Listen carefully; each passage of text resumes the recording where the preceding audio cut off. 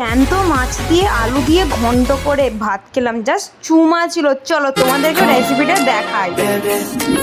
তামিলনাড়ুতে সেই প্রথমবার আমি জ্যান্ত মাছ খাবো। এখানে জ্যান্ত মাছ পাওয়া যায় না, বরফের মাছ। তাই আজকে একটা বড় ব্রিগেড মাছ পেয়েছি। আজকে মাছটা দেখেছো কড়া ভর্তি হয়ে যাচ্ছে একটা চাপাতে, বেশ ভালো লাগলো।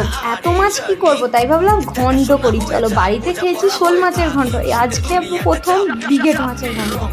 নাহলে তো এত মাছ নষ্ট হয়ে যাবে। এই যে আমি মাছ ভাজতে পারি না, মাছগুলো কিরকম ভাঙা করেছি দেখো। তারপর এরকম আলুগুলোকে গোল গোল করে কেটে নিয়েছি।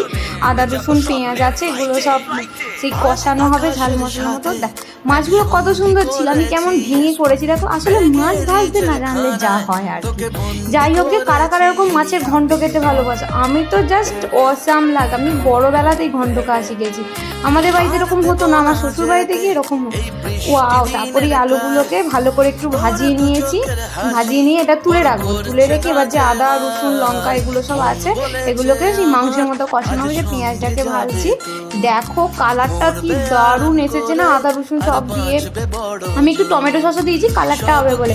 তারপরে এই আলুগুলো নিয়ে একটু মাখিয়ে নিয়েছি। একটুখানি কষানোর পর তারপরে এতে আমি একটু মুসুর ডাল দিয়েছি, একটু অন্যরকম। আর হ্যাঁ, অনেকে লাউ শাক কুমড়ো শাক দেয়, কিন্তু আমার কাছে কিছু ছিল না, তাই আমি দিয়েছিলাম না। তোমরা দেবে, খুব ভালো লাগবে।